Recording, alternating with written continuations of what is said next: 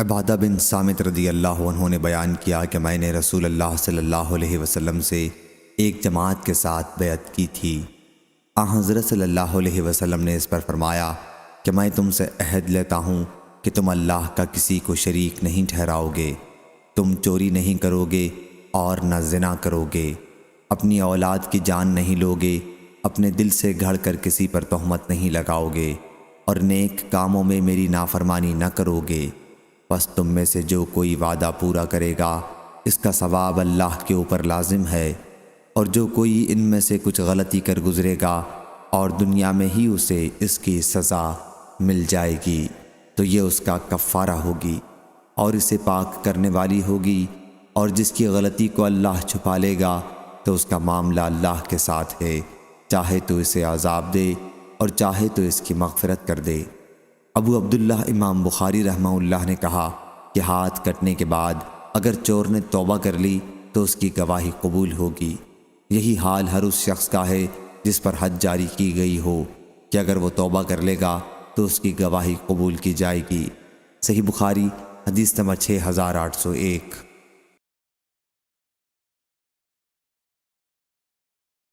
انس رضی اللہ عنہ نے بیان کیا کہ نبی کریم صلی اللہ علیہ وسلم کے پاس قبیلہ عقل کے چند لوگ آئے اور اسلام قبول کیا، لیکن مدینہ کی آب و ہوا انہیں موافق نہیں آئی، ان کے پیٹ پھول گئے تو وہاں حضرت صلی اللہ علیہ وسلم نے ان سے فرمایا کہ صدقے کے اونٹوں کے ریوڑ میں جائیں اور ان کا پیشاب اور دودھ ملا کر پئیں۔ انہوں نے اس کے مطابق عمل کیا اور تندرست ہو گئے، لیکن اس کے بعد وہ مرتد ہو گئے اور ان اونٹوں کے چرواہوں کو قتل کر کے اونٹ ہنکا لے گئے۔ حضرت صلی اللہ علیہ وسلم نے ان کی تلاش میں سوار بھیجے اور انہیں پکڑ کے لایا گیا، پھر ان کے ہاتھ پاؤں کاٹ دیے گئے اور ان کی آنکھیں پھوڑ دی گئیں، کیونکہ انہوں نے اسلامی چرواہے کے ساتھ ایسا ہی برتاؤ کیا تھا، اور ان کے زخموں پر داغ نہیں لگوایا گیا یہاں تک کہ وہ مر گئے۔ صحیح بخاری حدیث نمبر 6802۔ حضرت انس رضی اللہ عنہ نے بیان کیا کہ نبی کریم صلی اللہ علیہ وسلم نے عرینیوں کے ہاتھ پاؤں کٹوا دیے، لیکن ان پر داغ نہیں لگوایا یہاں تک کہ وہ مر گئے۔ مذکورہ بالا ڈاکو مراد ہیں۔ صحیح بخاری حدیث نمبر 6803۔ انس رضی اللہ عنہ نے بیان کیا کہ قبیلہ عقل کے کچھ لوگ نبی کریم صلی اللہ علیہ وسلم کے پاس سن 6 ہجری میں آئے، اور یہ لوگ مسجد کے سائبان میں ٹھہرے۔ مدینہ منورہ کی آب و ہوا انہیں موافق نہیں آئی۔ انہوں نے کہا یا رسول اللہ صلی اللہ علیہ وسلم، ہمارے لیے دودھ کہیں سے مہیا کر دیں۔ حضرت صلی اللہ علیہ وسلم نے فرمایا کہ یہ تو میرے پاس نہیں ہے، البتہ تم لوگ ہمارے اونٹوں میں چلے جاؤ۔ چنانچہ وہ آئے اور ان کا دودھ اور پیشاب پیا اور صحت مند ہو کر موٹے تازے ہو گئے۔ پھر انہوں نے چرواہے کو قتل کر دیا اور اونٹوں کو ہنکا لے گئے۔ اتنے میں حضرت صلی اللہ علیہ وسلم کے پاس فریادی پہنچا اور حضرت صلی اللہ علیہ وسلم نے ان کی تلاش میں سوار بھیجے۔ ابھی دھوپ زیادہ پھیلی بھی نہیں تھی کہ انہیں پکڑ کر لایا گیا۔ پھر حضرت صلی اللہ علیہ وسلم کے حکم سے سلائیاں گرم کی گئیں اور ان کی آنکھوں میں پھیر دی گئیں، اور ان کے ہاتھ پاؤں کاٹ دیے گئے، اور ان کے زخم سے خون کو روکنے کے لیے انہیں بھی داغا نہیں گیا۔ اس کے بعد وہ ہرہ مدینے کی پتھریلی زمین میں ڈال دیے گئے۔ وہ پانی مانگتے تھے لیکن انہیں پانی نہیں دیا گیا یہاں تک کہ وہ مر گئے۔ ابو قلابہ نے کہا کہ یہ اس وجہ سے کیا گیا تھا کہ انہوں نے چوری کی تھی، قتل کیا تھا، اور اللہ اور اس کے رسول سے غدارانہ لڑائی لڑی تھی۔ صحیح بخاری حدیث نمبر 6804۔ حماد بن زید نے بیان کیا، ان سے ایوب سختیانی نے، ان سے ابو قلابہ نے، اور ان سے حضرت انس بن مالک رضی اللہ عنہ نے کہ قبیلہ عقل یا عرینہ کے چند لوگ، میں سمجھتا ہوں عقل کا لفظ کہا، مدینہ آئے، اور حضرت صلی اللہ علیہ وسلم نے ان کے لیے دودھ دینے والی اونٹنیوں کا انتظام کر دیا اور فرمایا کہ وہ اونٹوں کے گلے میں جائیں اور ان کا پیشاب اور دودھ پئیں۔ چنانچہ انہوں نے پیا، اور جب وہ تندرست ہو گئے تو چرواہے کو قتل کر دیا اور اونٹوں کو ہنکا لے گئے۔ حضرت صلی اللہ علیہ وسلم کے پاس یہ خبر صبح کے وقت پہنچی تو آپ نے ان کے پیچھے سوار دوڑائے۔ ابھی دھوپ زیادہ پھیلی بھی نہیں تھی کہ وہ پکڑ کر لائے گئے۔ چنانچہ حضرت صلی اللہ علیہ وسلم کے حکم سے ان کے بھی ہاتھ پاؤں کاٹ دیے گئے اور ان کی بھی آنکھوں میں سلائی پھیر دی گئی، اور انہیں ہر راہ میں ڈال دیا گیا۔ وہ پانی مانگتے تھے لیکن انہیں پانی نہیں دیا جاتا تھا۔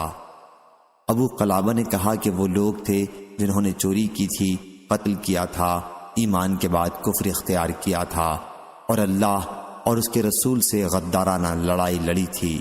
صحیح بخاری حدیث نمبر 6805۔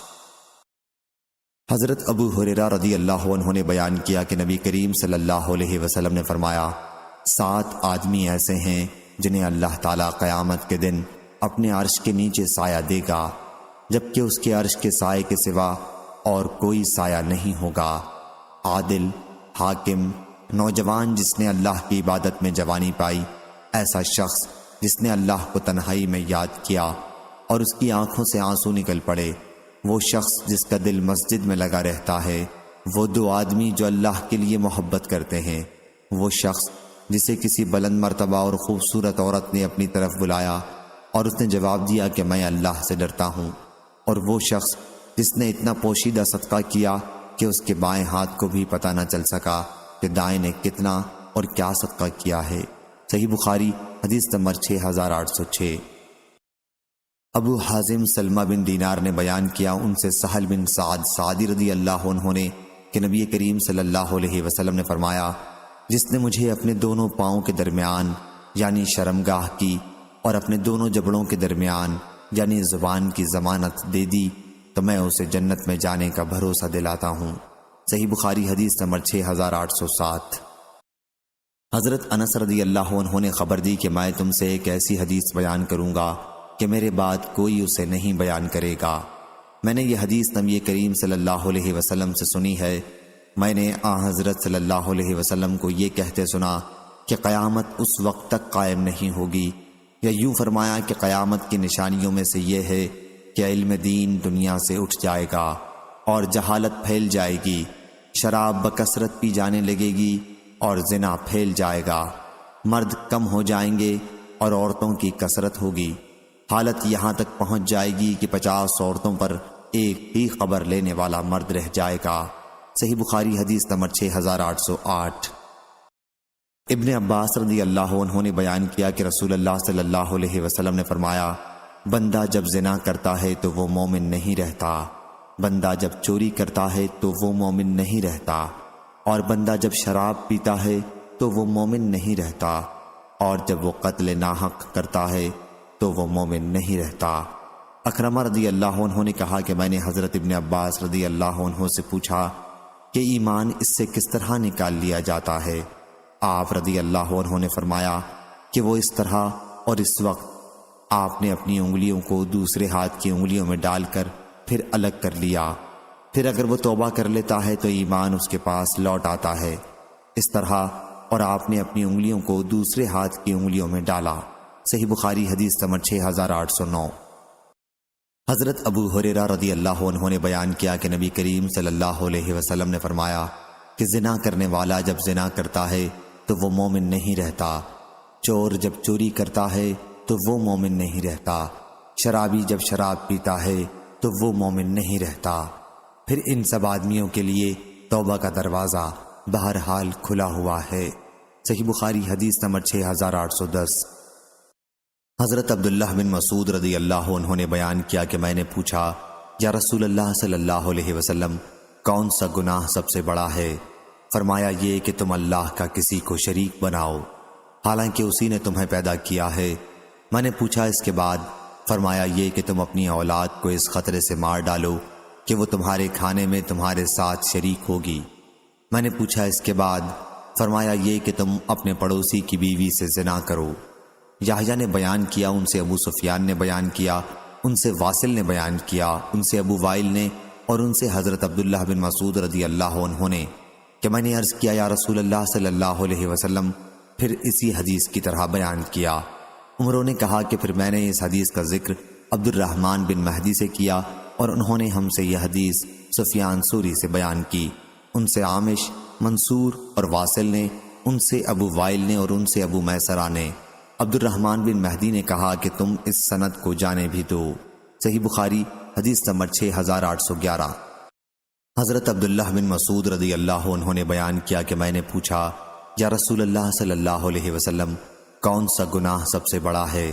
فرمایا یہ کہ تم اللہ کا کسی کو شریک بناؤ، حالانکہ اسی نے تمہیں پیدا کیا ہے۔ میں نے پوچھا اس کے بعد؟ فرمایا یہ کہ تم اپنی اولاد کو اس خطرے سے مار ڈالو کہ وہ تمہارے کھانے میں تمہارے ساتھ شریک ہوگی۔ میں نے پوچھا اس کے بعد؟ فرمایا یہ کہ تم اپنے پڑوسی کی بیوی سے زنا کرو۔ یحییٰ نے بیان کیا، ان سے ابو سفیان نے بیان کیا، ان سے واصل نے بیان کیا، ان سے ابو وائل نے، اور ان سے حضرت عبداللہ بن مسعود رضی اللہ عنہ نے کہ میں نے عرض کیا یا رسول اللہ صلی اللہ علیہ وسلم، پھر اسی حدیث کی طرح بیان کیا۔ عمروں نے کہا کہ پھر میں نے اس حدیث کا ذکر عبد الرحمن بن مہدی سے کیا، اور انہوں نے ہم سے یہ حدیث سفیان ثوری سے بیان کی، ان سے عامش، منصور اور واصل نے، ان سے ابو وائل نے، اور ان سے ابو میسرہ نے۔ عبد الرحمن بن مہدی نے کہا کہ تم اس سند کو جانے بھی دو۔ صحیح بخاری حدیث نمبر 6811۔ خالد طحان نے بیان کیا، ان سے شیبانی نے کہا میں نے حضرت عبداللہ بن ابی اوفیٰ رضی اللہ عنہ سے پوچھا کیا رسول اللہ صلی اللہ علیہ وسلم نے کسی کو رجم کیا تھا؟ انہوں نے کہا کہ ہاں۔ میں نے پوچھا سورہ نور سے پہلے یا اس کے بعد؟ کہا کہ یہ مجھے معلوم نہیں۔ امر نہ معلوم کے لیے اظہار لا علمی کر دینا بھی امر محمود ہے۔ صحیح بخاری حدیث نمبر 6813۔ ابو سلمہ بن عبد الرحمن نے بیان کیا، ان سے حضرت جابر بن عبداللہ انصاری رضی اللہ عنہ نے کہ قبیلہ اسلم کے ایک صاحب ماعز نامی رسول اللہ صلی اللہ علیہ وسلم کی خدمت میں آئے اور کہا کہ میں نے زنا کیا ہے۔ پھر انہوں نے اپنے زنا کا 4 مرتبہ اقرار کیا تو آن حضرت صلی اللہ علیہ وسلم نے ان کے رجم کا حکم دیا اور انہیں رجم کیا گیا۔ وہ شادی شدہ تھے۔ صحیح بخاری حدیث نمبر 6814۔ ابو سلمہ بن عبد الرحمن نے بیان کیا، ان سے حضرت جابر بن عبداللہ انصاری رضی اللہ عنہ نے کہ قبیلہ اسلم کے ایک صاحب ماعز نامی رسول اللہ صلی اللہ علیہ وسلم کی خدمت میں آئے اور کہا کہ میں نے زنا کیا ہے۔ پھر انہوں نے اپنے زنا کا 4 مرتبہ اقرار کیا تو آن حضرت صلی اللہ علیہ وسلم نے ان کے رجم کا حکم دیا اور انہیں رجم کیا گیا۔ وہ شادی شدہ تھے۔ صحیح بخاری حدیث نمبر 6814۔ حضرت ابو ہریرہ رضی اللہ عنہ نے بیان کیا کہ ایک صاحب ماعز بن مالک اسلمی رضی اللہ عنہ رسول اللہ صلی اللہ علیہ وسلم کی خدمت میں آئے۔ اس وقت آن حضرت صلی اللہ علیہ وسلم مسجد میں تھے۔ انہوں نے آپ کو آواز دی اور کہا کہ یا رسول اللہ صلی اللہ علیہ وسلم، میں نے زنا کر لیا ہے۔ آن حضرت صلی اللہ علیہ وسلم نے ان کی طرف سے منہ پھیر لیا۔ انہوں نے یہ بات 4 دفعہ دہرائی۔ جب 4 دفعہ انہوں نے اس گناہ کی اپنے اوپر شہادت دی تو آن حضرت صلی اللہ علیہ وسلم نے انہیں بلایا اور دریافت فرمایا کیا تم دیوانے ہو؟ انہوں نے کہا کہ نہیں۔ آپ نے دریافت فرمایا پھر کیا تم شادی شدہ ہو؟ انہوں نے کہا ہاں۔ اس پر آن حضرت صلی اللہ علیہ وسلم نے فرمایا کہ انہیں لے جاؤ اور رجم کر دو۔ صحیح بخاری حدیث نمبر 6815۔ ابن شہاب نے بیان کیا کہ پھر مجھے انہوں نے خبر دی جنہوں نے حضرت جابر بن عبداللہ رضی اللہ عنہ سے سنا تھا کہ انہوں نے کہا کہ رجم کرنے والوں میں میں بھی تھا۔ ہم نے انہیں آبادی سے باہر عیدگاہ کے پاس رجم کیا تھا۔ جب ان پر پتھر پڑے تو وہ بھاگ پڑے، لیکن ہم نے انہیں ہرا کے پاس پکڑا اور رجم کر دیا۔ صحیح بخاری حدیث نمبر 6816۔ حضرت عائشہ رضی اللہ عنہ نے بیان کیا کہ سعد بن ابی وقاص اور عبد بن زماں رضی اللہ عنہ نے آپس میں ایک بچے عبد الرحمن نامی میں اختلاف کیا تو نبی کریم صلی اللہ علیہ وسلم نے فرمایا عبد بن زماں، بچہ تو لے لے، بچہ اسی کو ملے گا جس کی جورو یا لونڈی کے پیٹ سے وہ پیدا ہو، اور سودا رضی اللہ عنہا تم اس سے پردہ کرو۔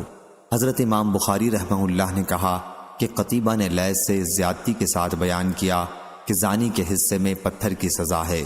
صحیح بخاری حدیث نمبر 6817۔ محمد بن زیاد نے بیان کیا، کہا کہ میں نے ابو ہریرہ رضی اللہ عنہ سے سنا کہ نبی کریم صلی اللہ علیہ وسلم نے فرمایا لڑکا اسی کو ملتا ہے جس کی جورو یا لونڈی کے پیٹ سے پیدا ہوا ہو، اور حرام کار کے لیے صرف پتھر ہیں۔ صحیح بخاری حدیث نمبر 6818۔ عبداللہ بن عمر رضی اللہ عنہ نے بیان کیا کہ رسول اللہ صلی اللہ علیہ وسلم کے پاس ایک یہودی مرد اور ایک یہودی عورت کو لایا گیا جنہوں نے زنا کیا تھا۔ آن حضرت صلی اللہ علیہ وسلم نے ان سے پوچھا کہ تمہاری کتاب تورات میں اس کی سزا کیا ہے؟ انہوں نے کہا کہ ہمارے علماء نے اس کی سزا چہرے کو سیاہ کرنا اور گدھے پر الٹا سوار کرنا تجویز کی ہوئی ہے۔ اس پر حضرت عبداللہ بن سلام رضی اللہ عنہ نے کہا، یا رسول اللہ صلی اللہ علیہ وسلم، ان سے تورات منگوائیے۔ جب تورات لائی گئی تو ان میں سے ایک نے رجم والی آیت پر اپنا ہاتھ رکھ لیا اور اس سے آگے اور پیچھے کی آیتیں پڑھنے لگا۔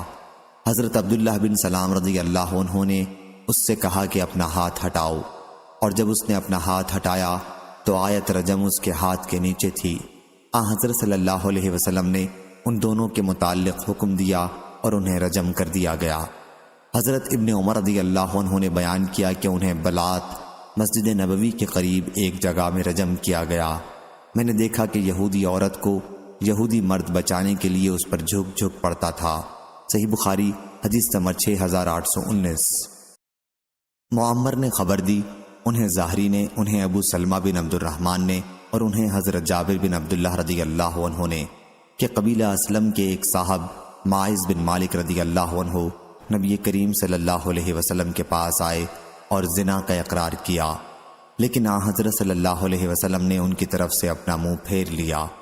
پھر جب انہوں نے 4 مرتبہ اپنے لیے گواہی دی تو حضرت صلی اللہ علیہ وسلم نے ان سے پوچھا، کیا تم دیوانے ہو گئے ہو؟ انہوں نے کہا کہ نہیں۔ پھر آپ نے پوچھا، کیا تمہارا نکاح ہو چکا ہے؟ انہوں نے کہا کہ ہاں۔ چنانچہ آپ کے حکم سے انہیں عیدگاہ میں رجم کیا گیا۔ جب ان پر پتھر پڑے تو وہ بھاگ پڑے، لیکن انہیں پکڑ لیا گیا اور رجم کیا گیا یہاں تک کہ وہ مر گئے۔ پھر حضرت صلی اللہ علیہ وسلم نے ان کے حق میں کلمہ خیر فرمایا اور ان کا جنازہ ادا کیا اور ان کی تعریف کی جس کے وہ مستحق تھے۔ یونس اور ابن جریج نے ظاہری سے فصلی علیہ کا لفظ بیان نہیں کیا۔ حضرت امام بخاری سے پوچھا گیا کہ کیا صلی علیہ کا لفظ ٹھیک ہے؟ آپ نے فرمایا کہ معمر نے روایت کیا ہے۔ آپ سے پوچھا گیا معمر کے علاوہ بھی کسی نے روایت کیا ہے؟ آپ نے فرمایا نہیں۔ صحیح بخاری حدیث نمبر 6820۔ لیث بن سعد نے بیان کیا، ان سے ابن شہاب نے، ان سے حمید بن عبد الرحمن نے اور ان سے حضرت ابو ہریرہ رضی اللہ عنہ نے کہ ایک صاحب نے رمضان میں اپنی بیوی سے ہم بستری کر لی اور پھر رسول اللہ صلی اللہ علیہ وسلم سے اس کا حکم پوچھا تو حضرت صلی اللہ علیہ وسلم نے فرمایا، کیا تمہارے پاس کوئی غلام ہے؟ انہوں نے کہا کہ نہیں۔ اس پر حضرت صلی اللہ علیہ وسلم نے دریافت فرمایا، 2 مہینے کے روزے رکھنے کی تم میں طاقت ہے؟ انہوں نے کہا کہ نہیں۔ حضرت صلی اللہ علیہ وسلم نے اس پر کہا کہ پھر 60 محتاجوں کو کھانا کھلاؤ۔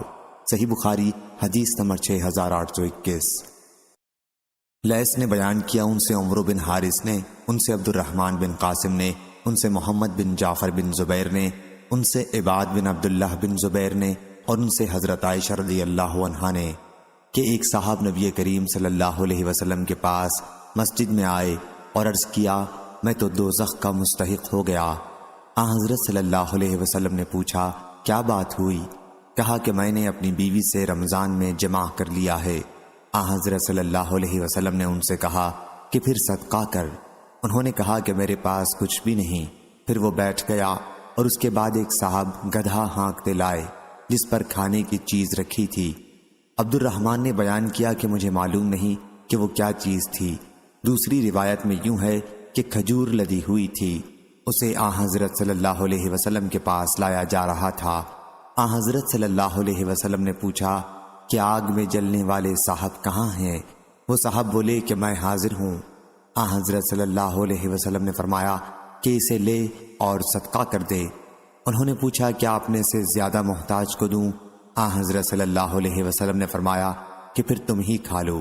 حضرت ابو عبداللہ امام بخاری رحمہ اللہ نے کہا کہ پہلی حدیث زیادہ واضح ہے جس میں اطعم اہلک کے الفاظ ہیں۔ صحیح بخاری حدیث نمبر 6822۔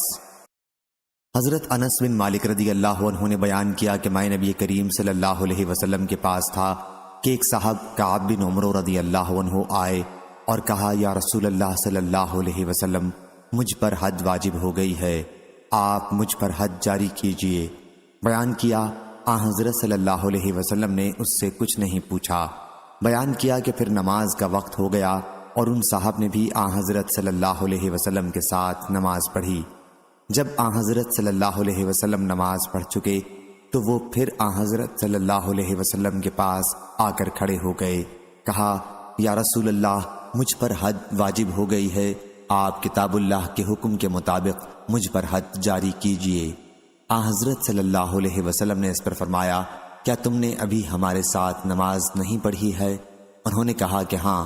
آن حضرت صلی اللہ علیہ وسلم نے فرمایا کہ پھر اللہ نے تیرا گناہ معاف کر دیا، یا فرمایا کہ تیری غلطی یا حد معاف کر دی۔ صحیح بخاری حدیث نمبر 6823۔ ابن عباس رضی اللہ عنہ نے بیان کیا کہ جب حضرت معاذ بن مالک رضی اللہ عنہ نبی کریم صلی اللہ علیہ وسلم کے پاس آئے تو آن حضرت صلی اللہ علیہ وسلم نے ان سے فرمایا کہ غالباً تو نے بوسہ دیا ہوگا یا اشارہ کیا ہوگا یا دیکھا ہوگا۔ انہوں نے کہا کہ نہیں یا رسول اللہ صلی اللہ علیہ وسلم۔ آن حضرت صلی اللہ علیہ وسلم نے اس پر فرمایا، کیا پھر تو نے ہم بستری ہی کر لی ہے؟ اس مرتبہ آپ نے کنایے سے کام نہیں لیا۔ بیان کیا کہ اس کے بعد آن حضرت صلی اللہ علیہ وسلم نے انہیں رجم کا حکم دیا۔ صحیح بخاری حدیث نمبر 6824۔ حضرت ابو ہریرہ رضی اللہ عنہ نے بیان کیا کہ رسول اللہ صلی اللہ علیہ وسلم کے پاس ایک صاحب آئے۔ آن حضرت صلی اللہ علیہ وسلم اس وقت مسجد میں بیٹھے ہوئے تھے۔ انہوں نے آواز دی، یا رسول اللہ صلی اللہ علیہ وسلم، میں نے زنا کیا ہے۔ خود اپنے متعلق وہ کہہ رہے تھے۔ آن حضرت صلی اللہ علیہ وسلم نے ان کی طرف سے اپنا منہ پھیر لیا، لیکن وہ صاحب بھی ہٹ کر اسی طرف کھڑے ہو گئے جدھر آپ صلی اللہ علیہ وسلم نے اپنا منہ پھیرا تھا، اور عرض کیا، یا رسول اللہ، میں نے زنا کیا ہے۔ آن حضرت صلی اللہ علیہ وسلم نے پھر اپنا منہ پھیر لیا، اور وہ بھی دوبارہ اس طرف آ گئے جدھر آن حضرت صلی اللہ علیہ وسلم نے اپنا منہ پھیرا تھا۔ اور اس طرح جب اس نے 4 مرتبہ اپنے گناہ کا اقرار کر لیا تو آن حضرت صلی اللہ علیہ وسلم نے اس کو بلایا اور پوچھا، کیا تم پاگل ہو؟ انہوں نے کہا کہ نہیں یا رسول اللہ صلی اللہ علیہ وسلم۔ آن حضرت صلی اللہ علیہ وسلم نے پوچھا، تم نے شادی کر لی ہے؟ انہوں نے کہا کہ ہاں یا رسول اللہ صلی اللہ علیہ وسلم۔ آن حضرت صلی اللہ علیہ وسلم نے صحابہ رضی اللہ عنہم سے فرمایا کہ انہیں لے جاؤ اور رجم کر دو۔ صحیح بخاری حدیث نمبر 6825۔ حضرت جابر رضی اللہ عنہ نے بیان کیا کہ میں بھی ان لوگوں میں شامل تھا جنہوں نے انہیں رجم کیا تھا۔ جب ان پر پتھر پڑے تو وہ بھاگنے لگے، لیکن ہم نے انہیں ہر راہ مدینے کی پتھریلی زمین میں جا لیا اور انہیں رجم کر دیا۔ صحیح بخاری حدیث نمبر 6826۔ عبید اللہ نے خبر دی، انہوں نے حضرت ابو ہریرہ اور زید بن خالد رضی اللہ عنہ سے سنا۔ انہوں نے بیان کیا کہ نبی کریم صلی اللہ علیہ وسلم کے پاس تھے تو ایک صاحب کھڑے ہوئے اور کہا، میں آپ کو اللہ کی قسم دیتا ہوں، آپ ہمارے درمیان اللہ کی کتاب سے فیصلہ کریں۔ اس پر اس کا مقابل بھی کھڑا ہو گیا، وہ پہلے سے زیادہ سمجھدار تھا۔ پھر اس نے کہا کہ واقعی آپ ہمارے درمیان کتاب اللہ سے ہی فیصلہ کیجئے اور مجھے بھی گفتگو کی اجازت دیجئے۔ آن حضرت صلی اللہ علیہ وسلم نے فرمایا کہ کہو۔ اس شخص نے کہا کہ میرا بیٹا اس شخص کے یہاں مزدوری پر کام کرتا تھا، پھر اس نے اس کی عورت سے زنا کر لیا، میں نے اس کے فدیے میں اسے 100 بکری اور 1 خادم دیا۔ پھر میں نے بعض علم والوں سے پوچھا تو انہوں نے مجھے بتایا کہ میرے لڑکے پر 100 کوڑے اور 1 سال شہر بدر ہونے کی حد واجب ہے۔ آن حضرت صلی اللہ علیہ وسلم نے اس پر فرمایا کہ اس ذات کی قسم جس کے ہاتھ میں میری جان ہے، میں تمہارے درمیان کتاب اللہ ہی کے مطابق فیصلہ کروں گا۔ 100 بکریاں اور خادم تمہیں واپس ہوں گے اور تمہارے بیٹے کو 100 کوڑے لگائے جائیں گے اور 1 سال کے لیے اسے جلا وطن کیا جائے گا۔ اور اے انیس، صبح کو اس کی عورت کے پاس جانا، اگر وہ زنا کا اقرار کر لے تو اسے رجم کر دو۔ چنانچہ وہ صبح کو اس کے پاس گئے اور اس نے اقرار کر لیا اور انہوں نے رجم کر دیا۔ علی بن عبداللہ مدینی کہتے ہیں کہ میں نے سفیان بن عینہ سے پوچھا، جس شخص کا بیان تھا اس نے یوں نہیں کہا کہ ان عالموں نے مجھ سے بیان کیا کہ تیرے بیٹے پر رجم ہے، انہوں نے کہا کہ مجھ کو اس میں شک ہے کہ ظاہری سے میں نے سنا ہے یا نہیں، اس لیے میں نے اس کو کبھی بیان کیا کبھی نہیں بیان کیا بلکہ سکوت کیا۔ صحیح بخاری حدیث نمبر 6827 6828۔ حضرت ابن عباس رضی اللہ عنہ نے بیان کیا کہ حضرت عمر رضی اللہ عنہ نے کہا، میں ڈرتا ہوں کہ کہیں زیادہ وقت گزر جائے اور کوئی شخص یہ کہنے لگے کہ کتاب اللہ میں تو رجم کا حکم ہمیں کہیں نہیں ملتا، اور اس طرح وہ اللہ کے ایک فریضے کو چھوڑ کر گمراہ ہوں جسے اللہ تعالیٰ نے نازل کیا ہے۔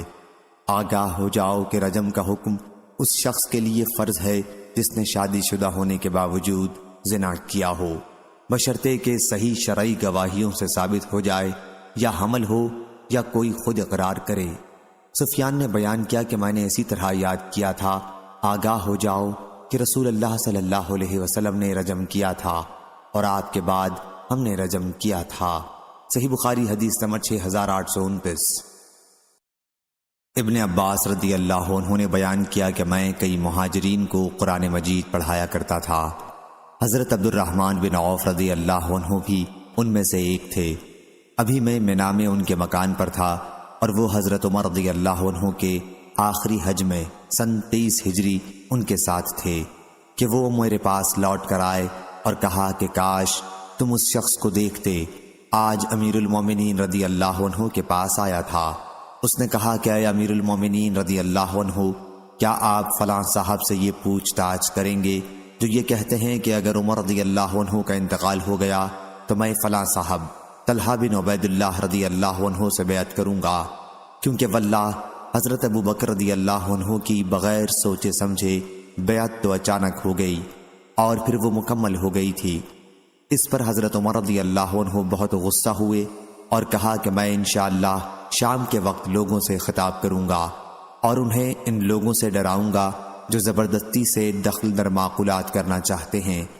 حضرت عبد الرحمن بن عوف رضی اللہ عنہ نے کہا کہ اس پر میں نے عرض کیا، یا امیر المومنین رضی اللہ عنہ، ایسا نہ کیجیے، حج کے موسم میں کم سمجھی اور برے بھلے ہر ہی قسم کے لوگ جمع ہیں، اور جب آپ خطاب کے لیے کھڑے ہوں گے تو آپ کے قریب یہی لوگ زیادہ ہوں گے، اور مجھے ڈر ہے کہ آپ کھڑے ہو کر کوئی بات کہیں اور وہ چاروں طرف پھیل جائے، لیکن پھیلانے والے اسے صحیح طور پر یاد نہ رکھ سکیں گے اور اس کے غلط معنی پھیلانے لگیں گے۔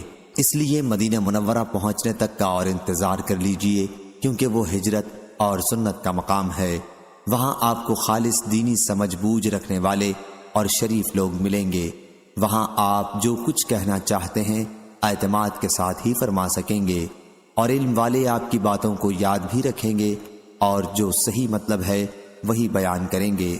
حضرت عمر رضی اللہ عنہ نے کہا، ہاں اچھا، اللہ کی قسم میں مدینہ منورہ پہنچتے ہی سب سے پہلے لوگوں کو اسی مضمون کا خطبہ دوں گا۔ حضرت ابن عباس رضی اللہ عنہ نے بیان کیا کہ پھر ہم ذی الحج کے مہینے کے آخر میں مدینہ منورہ پہنچے۔ جمعے کے دن سورج ڈھلتے ہی ہم نے مسجد نبوی پہنچنے میں جلدی کی، اور میں نے دیکھا کہ سعید بن زید بن عمرو بن نفیل ممبر کی جڑ کے پاس بیٹھے ہوئے تھے۔ میں بھی ان کے پاس بیٹھ گیا، میرا ٹخنا ان کے ٹخنے سے لگا ہوا تھا۔ تھوڑی ہی دیر بعد میں حضرت عمر رضی اللہ عنہ بھی باہر نکلے۔ جب میں نے انہیں آتے دیکھا تو سعید بن زید بن عمرو بن نفیل رضی اللہ عنہ سے میں نے کہا کہ آج حضرت عمر رضی اللہ عنہ ایسی بات کہیں گے جو انہوں نے اس سے پہلے خلیفہ بنائے جانے کے بعد کبھی نہیں کہی تھی، لیکن انہوں نے اس کو نہ مانا اور کہا کہ میں تو نہیں سمجھتا کہ آپ کوئی ایسی بات کہیں جو پہلے کبھی نہیں کہی تھی۔ پھر حضرت عمر رضی اللہ عنہ ممبر پر بیٹھے، اور جب مؤذن اذان دے کر خاموش ہوا تو آپ کھڑے ہوئے اور اللہ تعالیٰ کی حمد و ثنا اس کی شان کے مطابق کرنے کے بعد فرمایا، اما بعد، آج میں تم سے ایک ایسی بات کہوں گا جس کا کہنا میری تقدیر میں لکھا ہوا تھا۔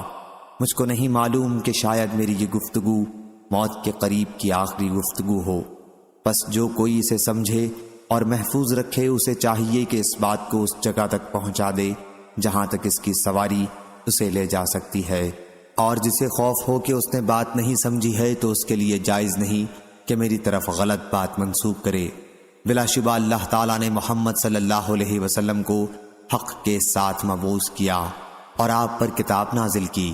کتاب اللہ کی صورت میں جو کچھ آپ پر نازل ہوا ان میں آیت رجم بھی تھی۔ ہم نے اسے پڑھا تھا، سمجھا تھا اور یاد رکھا تھا۔ رسول اللہ صلی اللہ علیہ وسلم نے خود اپنے زمانے میں رجم کرایا، پھر آپ کے بعد ہم نے بھی رجم کیا، لیکن مجھے ڈر ہے کہ اگر وقت یوں ہی آگے بڑھتا رہا تو کہیں کوئی یہ نہ دعویٰ کر بیٹھے کہ رجم کی آیت ہم کتاب اللہ میں نہیں پاتے، اور اس طرح وہ اس فریضے کو چھوڑ کر گمراہوں جسے اللہ تعالیٰ نے نازل کیا تھا۔ یقیناً رجم کا حکم کتاب اللہ سے اس شخص کے لیے ثابت ہے جس نے شادی ہونے کے بعد زنا کیا ہو، خواہ مرد ہوں یا عورتیں، بشرطے کہ گواہی مکمل ہو جائے یا حمل ظاہر ہو یا وہ خود اقرار کر لے۔ پھر کتاب اللہ کی آیتوں میں ہم یہ بھی پڑھتے تھے کہ اپنے حقیقی باپ دادوں کے سوا دوسروں کی طرف اپنے آپ کو منسوب نہ کرو، کیونکہ یہ تمہارا کفر اور انکار ہے کہ تم اپنے اصل باپ دادوں کے سوا دوسروں کی طرف اپنی نسبت کرو۔ ہاں، اور سن لو کہ رسول اللہ صلی اللہ علیہ وسلم نے یہ بھی فرمایا تھا کہ میری تعریف حد سے بڑھا کر نہ کرنا، جس طرح عیسیٰ ابن مریم علیہ السلام کی حد سے بڑھا کر تعریفیں کی گئیں، ان کو اللہ کا بیٹا بنا دیا گیا، بلکہ میرے لیے صرف یہ کہو کہ میں اللہ کا بندہ ہوں اور اس کا رسول ہوں۔ اور مجھے یہ بھی معلوم ہوا ہے کہ تم میں سے کسی نے یوں کہا ہے کہ واللہ اگر عمر رضی اللہ عنہ کا انتقال ہو گیا تو میں فلاں سے بیعت کروں گا۔ دیکھو تم میں سے کسی کو یہ دھوکہ نہ ہو کہ حضرت ابو بکر رضی اللہ عنہ کی بیعت تو اچانک ہو گئی تھی اور پھر وہ چل گئی۔ بات یہ ہے کہ بے شک حضرت ابو بکر رضی اللہ عنہ کی بیعت ناگاہ ہوئی، اور اللہ نے ناگہانی بیعت میں جو برائی ہوئی ہے اس سے تم کو بچائے رکھا۔ اس کی وجہ یہ ہوئی کہ تم کو اللہ تعالیٰ نے اس کے شر سے محفوظ رکھا، اور تم میں کوئی شخص ایسا نہیں جو ابو بکر رضی اللہ عنہ جیسا متقی خدا ترس ہو۔ تم میں کون ہے جس سے ملنے کے لیے اونٹ چلائے جاتے ہوں؟ دیکھو، خیال رکھو، کوئی شخص کسی سے بغیر مسلمان کے صلاح مشورے اور اتفاق اور غلبہ آرا کے بغیر بیعت نہ کرے۔ جو کوئی ایسا کرے گا اس کا نتیجہ یہی ہوگا کہ بیعت کرنے والا اور بیعت لینے والا دونوں اپنی جان گنوا دیں گے۔ اور سن لو، بلا شبہ جس وقت حضور اکرم صلی اللہ علیہ وسلم کی وفات ہوئی تو ابو بکر رضی اللہ عنہ ہم میں سے سب سے بہتر تھے۔ البتہ انصار نے ہماری مخالفت کی تھی، اور وہ سب لوگ ثقیفہ بنی سعدہ میں جمع ہو گئے تھے۔ اسی طرح علی اور زبیر رضی اللہ عنہ اور ان کے ساتھیوں نے بھی ہماری مخالفت کی تھی، اور باقی مہاجرین ابو بکر رضی اللہ عنہ کے پاس جمع ہو گئے تھے۔ اس وقت میں نے ابو بکر رضی اللہ عنہ سے کہا، اے ابو بکر رضی اللہ عنہ، ہمیں اپنے ان انصار بھائیوں کے پاس لے چلیے۔ چنانچہ ہم ان سے ملاقات کے ارادے سے چل پڑے۔ جب ہم ان کے قریب پہنچے تو ہماری انہی میں کے دو نیک لوگوں سے ملاقات ہوئی، اور انہوں نے ہم سے بیان کیا کہ انصاری آدمیوں نے یہ بات ٹھہرائی ہے کہ سعد بن عبادہ رضی اللہ عنہ کو خلیفہ بنائیں۔ اور انہوں نے پوچھا، حضرات مہاجرین، آپ لوگ کہاں جا رہے ہیں؟ ہم نے کہا کہ ہم اپنے ان انصار بھائیوں کے پاس جا رہے ہیں۔ انہوں نے کہا کہ آپ لوگ ہرگز وہاں نہ جائیں، بلکہ خود جو کرنا ہے کر ڈالو۔ لیکن میں نے کہا کہ بخدا ہم ضرور جائیں گے۔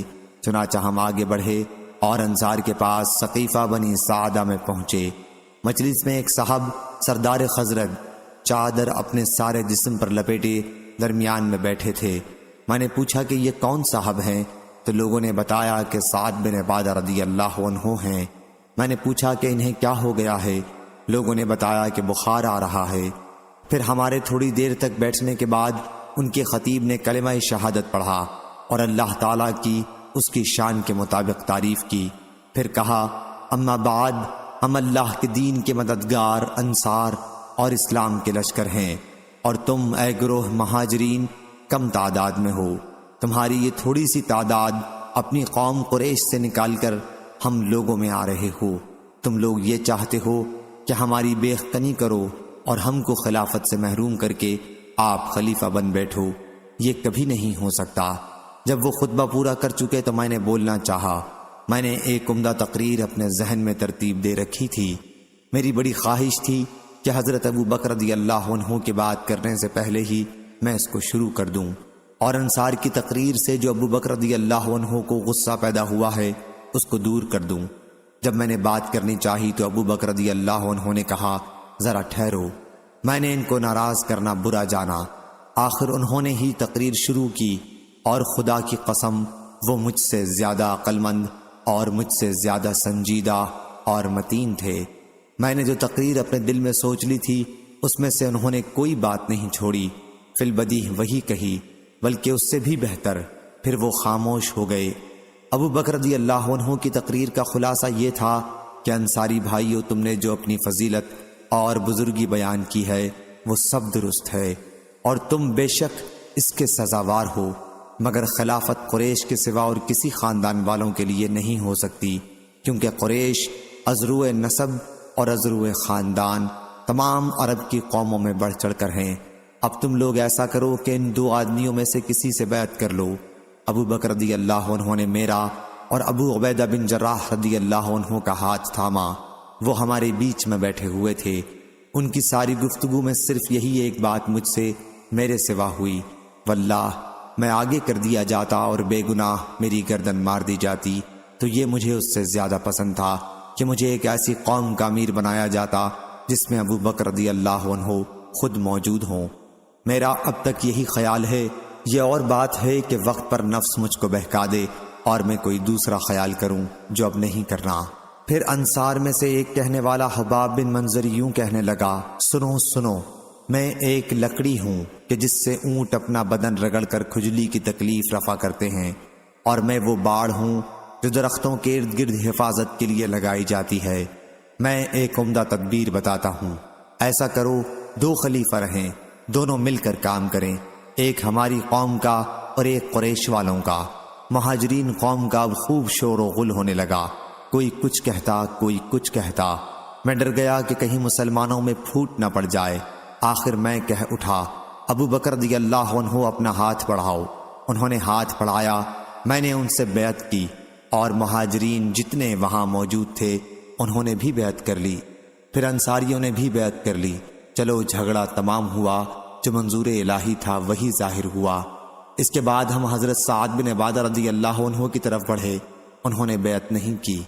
ایک شخص انصار میں سے کہنے لگا، بھائیو، بیچارے سعد بن عبادہ رضی اللہ عنہ کا تم نے خون کر ڈالا۔ میں نے کہا، اللہ اس کا خون کرے گا۔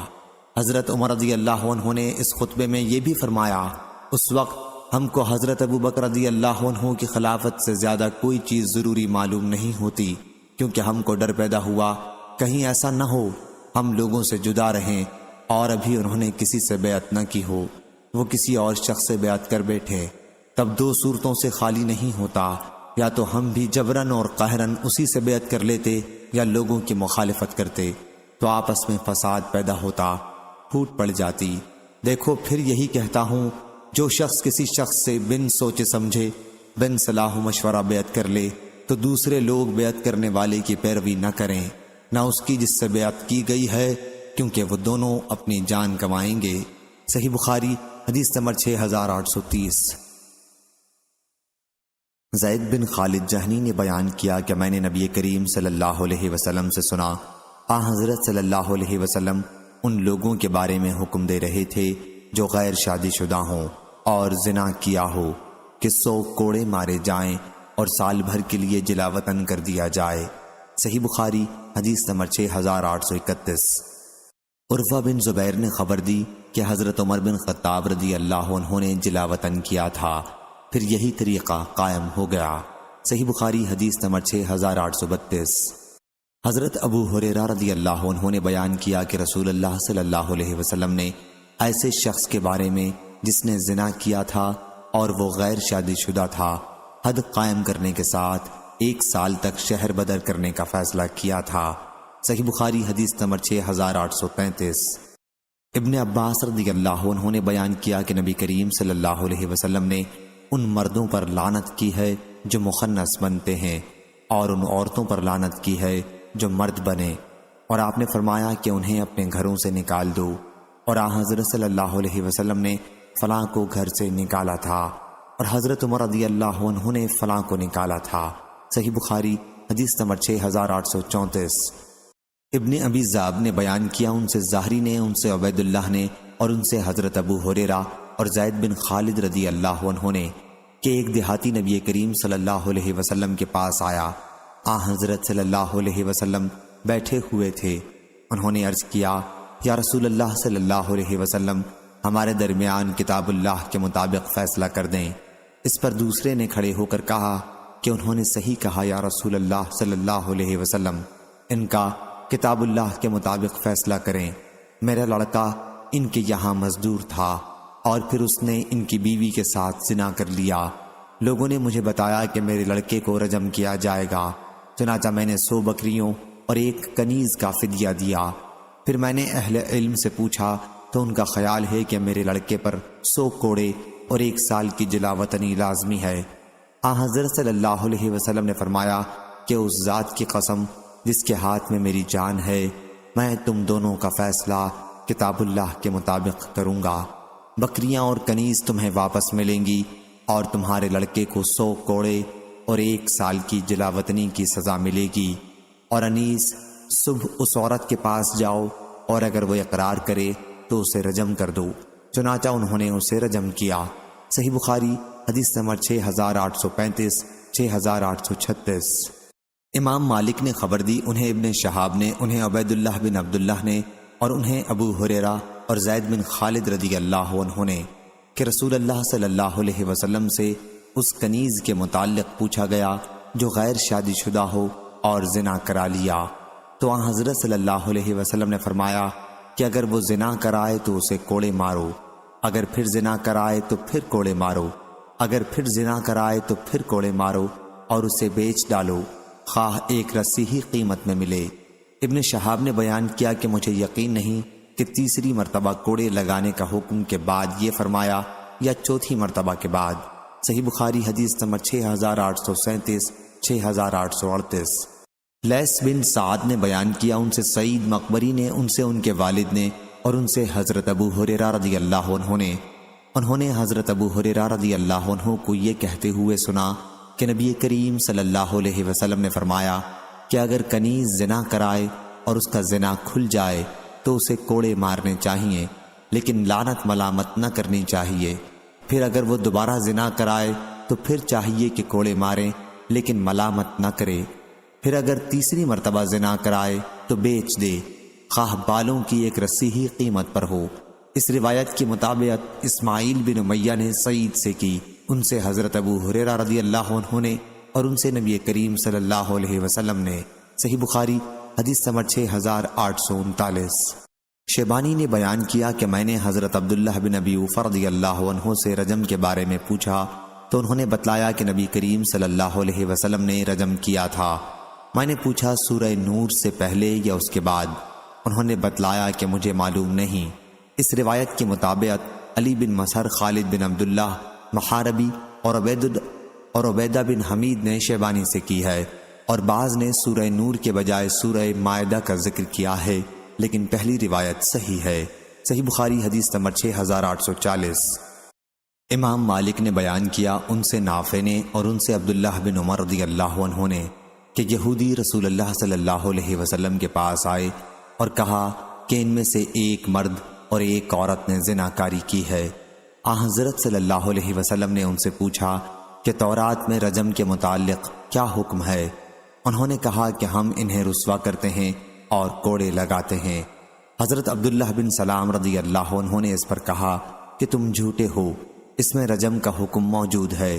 چنانچہ وہ تورات لائے اور کھولا، لیکن ان میں کے ایک شخص نے اپنا ہاتھ آیت رجم پر رکھ دیا اور اس سے پہلے اور بعد کا حصہ پڑھ دیا۔ حضرت عبداللہ بن سلام رضی اللہ عنہ نے اس سے کہا کہ اپنا ہاتھ اٹھاؤ۔ اس نے اپنا ہاتھ اٹھایا تو اس کے نیچے رجم کی آیت موجود تھی۔ پھر انہوں نے کہا، اے محمد صلی اللہ علیہ وسلم، آپ نے سچ فرمایا، اس میں رجم کی آیت موجود ہے۔ چنانچہ حضرت صلی اللہ علیہ وسلم نے حکم دیا اور دونوں رجم کیے گئے۔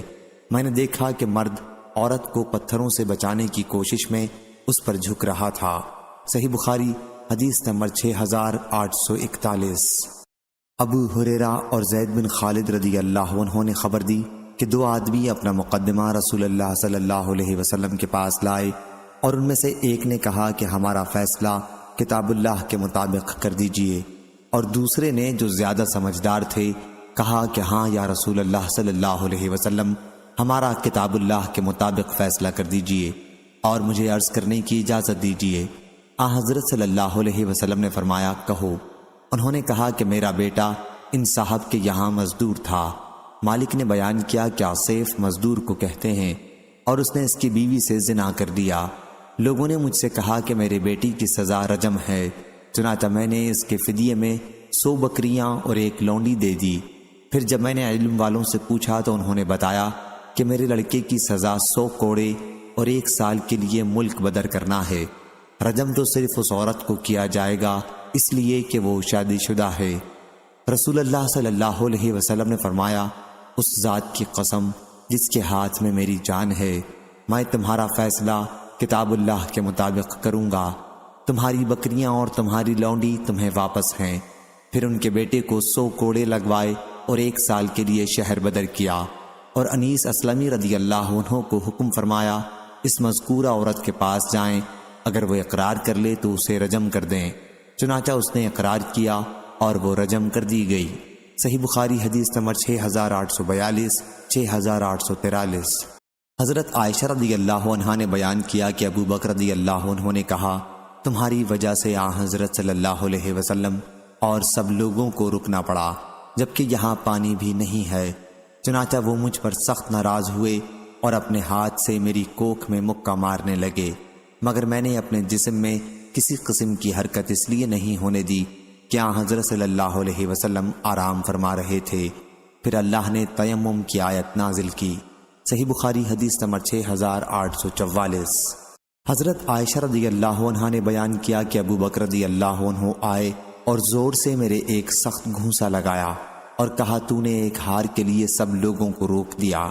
میں اس سے مرنے کے قریب ہو گئی، اس قدر مجھ کو درد ہوا، لیکن کیا کر سکتی تھی کیونکہ حضرت صلی اللہ علیہ وسلم کا سر مبارک میری ران پر تھا۔ لکز اور وکز کے ایک ہی معنی ہیں۔ صحیح بخاری حدیث نمبر 6845۔ مغیرہ رضی اللہ عنہ نے بیان کیا کہ سعد بن عبادہ رضی اللہ عنہ نے کہا کہ اگر میں اپنی بیوی کے ساتھ کسی غیر مرد کو دیکھ لوں تو سیدھی تلوار کی دھار سے اسے مار ڈالوں۔ یہ بات نبی کریم صلی اللہ علیہ وسلم تک پہنچی تو آپ نے فرمایا، کیا تمہیں سعد رضی اللہ عنہ کی غیرت پر حیرت ہے؟ میں ان سے بھی بڑھ کر غیرت مند ہوں اور اللہ مجھ سے بھی زیادہ غیرت مند ہے۔ صحیح بخاری حدیث نمبر 6846۔